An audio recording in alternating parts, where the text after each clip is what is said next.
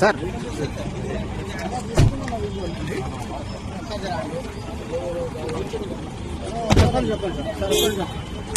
మళ్ళీ వస్తాను.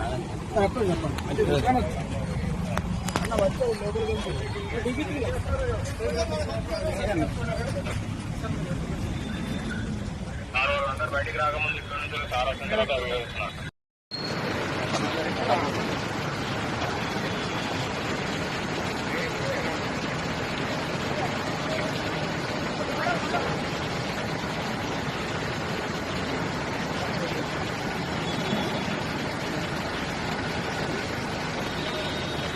ఆ జీవితంలో బదులుతారయ్యా.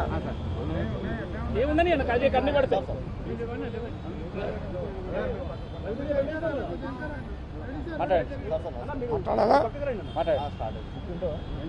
మాట్లాడమంటారా?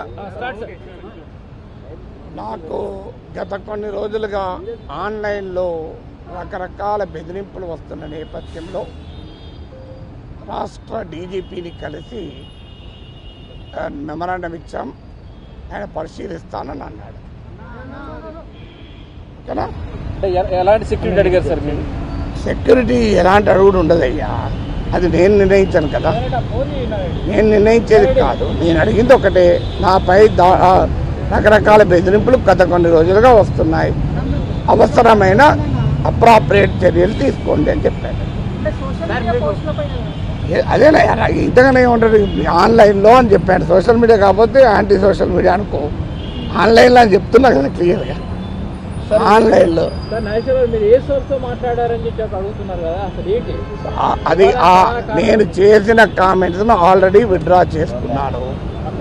జనసేన పార్టీ దాన్ని ఆహ్వానించింది, తన క్యాడర్ కూడా విజ్ఞప్తి చేసింది ఇంకేమీ మాట్లాడకూడదు, ఇది ముగిసిన అధ్యాయం అని.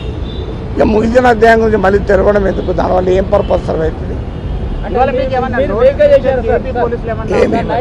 నాకేమీ అసలు అంటే విడుదల ఉపసంహరించిన వ్యాఖ్యల పైన నేను మాట్లాడాను.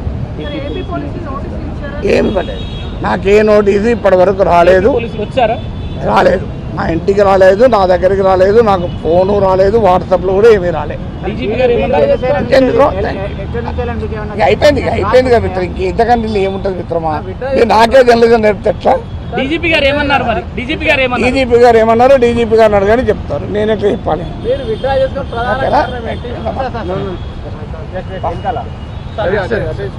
సార్